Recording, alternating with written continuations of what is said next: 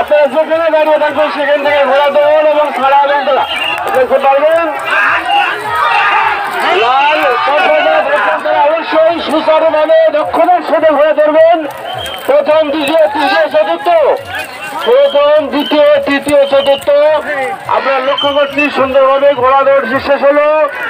এই প্রথমবারের মতো একা একাই দৌড়াচ্ছেন এই ঘোড়া, সবার লাগতেছেন।